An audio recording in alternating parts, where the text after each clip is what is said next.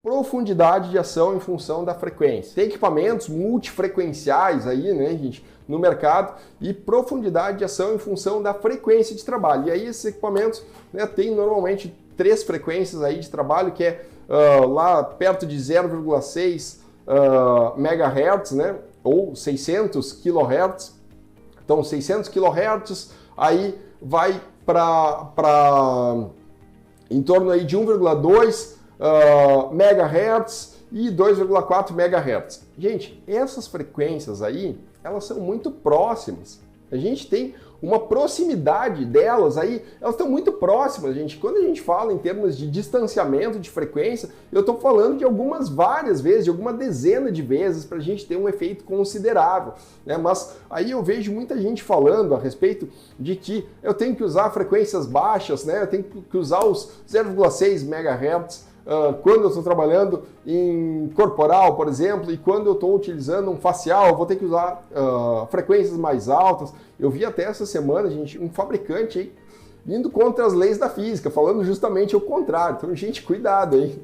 O pessoal aí falando coisas que vão contra as leis da física, aí, o pessoal tendo um entendimento equivocado, dizendo que as frequências mais altas vão ser mais profundas. Não, né, gente? Frequências mais altas sempre vão ser mais superficiais, independente do tipo de onda que eu estou trabalhando, sempre frequências mais altas são mais superficiais. O pessoal aí tendo um pouquinho de equívoco aí, de entendimento sobre como funcionam as coisas, né? Sobre a parte da física. Se fala, né, a respeito desses equipamentos, né, de multifrequência, qual que eu vou escolher para corporal, para facial, mas a gente está com frequências ali muito próximas. O efeito disso é mínimo. Então é importante que a gente saiba disso. Esse efeito aí, ele vai ser muito pouco considerável. E aí, às vezes, as pessoas não levam em consideração outros efeitos que vão ser muito mais importantes do que esse, né, do que essa variação de frequência aí, quando a gente está falando em termos de profundidade de ação. Se a gente quer falar em termos de profundidade de ação, nós temos que falar sobre 2 coisas muito importantes. A primeira delas, gente, é em relação aqui, né? Se nós estamos utilizando uma manopla monopolar ou se nós estamos utilizando uma manopla multipolar. Esse é o primeiro ponto, né, gente? Se nós utilizarmos uma manopla monopolar, é a manopla monopolar que vai me dar maior profundidade de ação. Então, se eu quero profundidade de ação, gente, eu não vou utilizar outras manoplas, eu preciso utilizar uma monopolar. O que é uma monopolar, né? É uma manopla que tem apenas um único eletrodo.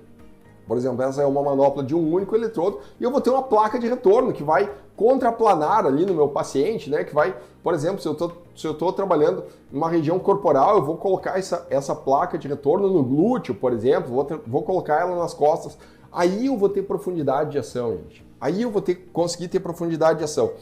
Quando eu estou trabalhando com manoplas multipolares, gente, essa profundidade de ação, uma das coisas que vai principalmente influenciar na minha profundidade de ação é a minha distância entre os eletrodos aqui, então isso vai causar uma diferença na minha profundidade de ação, mas principalmente, né, gente, ela ser multipolar ou monopolar. Então, assim, se eu estiver trabalhando com uma manopla multipolar, né, seja ela de 2, de 4, de 6, de 3 eletrodos, eu vou sempre ter um aquecimento superficial, independente de eu trocar essa frequência ali de 0,6 para 2,4 MHz, a minha variação ali foi muito pequena em termos de frequência. Então, esse efeito ele vai ser muito pequeno em termos de ser mais superficial ou menos superficial. Então, esse efeito aí ele é praticamente desprezível, ele é muito pequeno. Entretanto, quando eu estou trabalhando com tipos de manopla diferente, ou seja, por exemplo, com uma manopla monopolar, aí sim eu vou ter uma profundidade de ação muito maior. Então esse é o grande ponto, né? Então, se eu vou escolher profundidade de ação, eu tenho que escolher. Quero profundidade de ação monopolar, quero mais superficial, multipolar. Então, não vai adiantar lá eu fazer alterações de frequência nessa faixa de frequência. Para eu ter esse efeito, eu tenho que fazer essa alteração aí de dezenas de vezes, né, em termos de frequência. E não dobrar essa frequência, basicamente, né, ou 3 vezes. Não vai ter um efeito muito significativo aí. Então, esse é um dos pontos.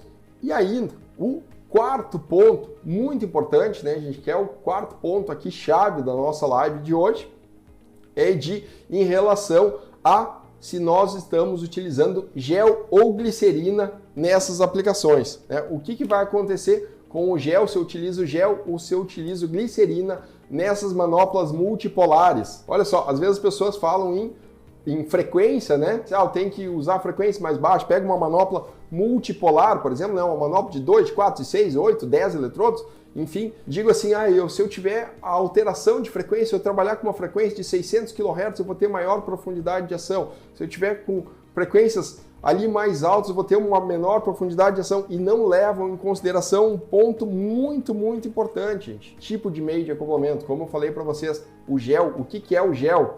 O gel não é condutor, o gel não conduz eletricidade, o gel conduz eletricidade, né? Vamos ver a grande diferença que nós temos entre gel e glicerina. Se eu utilizar a mesma manopla, por exemplo, o gel ou a glicerina, então olha só, gel com as manoplas bipolares, né? Com uma manopla de mais de um eletrodo, olha só, gente, na minha direita aqui, o que eu tenho? Aqui. Na minha direita, aqui o que eu tenho, né? Uma manopla bipolar com a utilização de gel. Uma manopla bipolar com a utilização de gel. Qual que é o meu caminho preferencial quando eu utilizo gel? É pelo próprio gel, né, gente? Pelo próprio gel. Vamos voltar aqui alguns slides, né? Olha só, né? Quando eu utilizo gel condutor, qual vai ser o meu caminho preferencial de condução desses elétrons aqui, né? Os elétrons que saem do meu equipamento resistivo, né? Então, de uma tecnologia resistiva. Esses elétrons aí vão fazer o quê? Eles vão ter um caminho preferencial pelo gel, né, gente? O gel é condutor. Vocês mesmos chamam o gel de gel condutor. Ele é condutor porque ele conduz eletricidade. Então, se ele conduz eletricidade, ele vai ser o meu caminho preferencial aí para a condução dessa eletricidade. Se ele é o meu caminho preferencial, o que vai acontecer, gente? Será que eu não vou aquecer esse gel? Será que o gel não vai aquecer e vai aquecer por condução os tecidos? A minha direita aqui, né? Aqui tem uma foto de como foi feito esse experimento, né? Com tecido adiposo suíno. Olha só, na minha direita, manopla com o uso de gel. O gel aqui na minha manopla da direita. Vejam como eu tenho uma pequena profundidade de ação, ou seja, o aquecimento ficou muito mais concentrado no gel do que no paciente aqui, no caso, nesse pedaço de tecido. E quando eu utilizo a glicerina, aqui do meu lado esquerdo, o que aconteceu aqui? Gente, eu tive uma maior profundidade de ação. E olha só, muito considerável, né? Essa diferença aqui. Então eu tive uma profundidade muito maior de alcance aqui, uma profundidade de ação muito maior. Por que eu tive essa profundidade de ação? Porque a glicerina, gente, ela é isolante. Ela é isolante elétrica. Então a única maneira que eu tenho aqui de fazer a condução da minha corrente elétrica não é pelo meio de acoplamento, que seria a glicerina, é pelo tecido.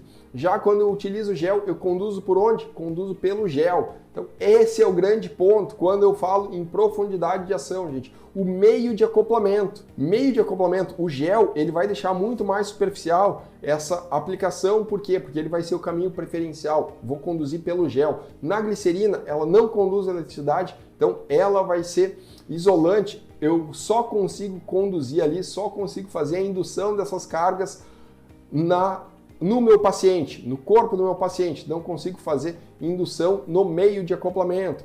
Então, aqui eu vou ter, olha só a diferença que eu tenho em profundidade de ação. Essa diferença aí é muito maior do que essa variação quando eu tenho equipamentos, por exemplo, multifrequenciais ali, que eu tenho uma variação pequena de frequência. Esse efeito ali é quase desprezível.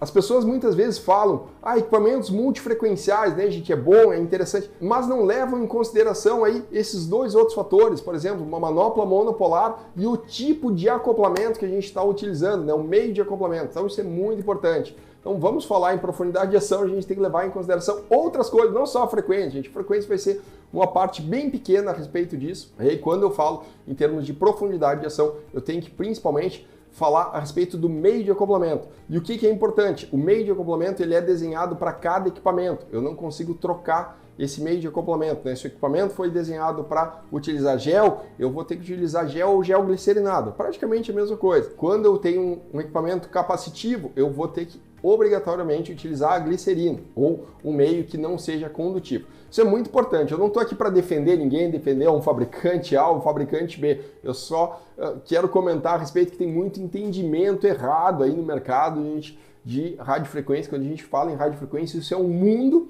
e tem muita coisa equivocada aí. Então fica de olho.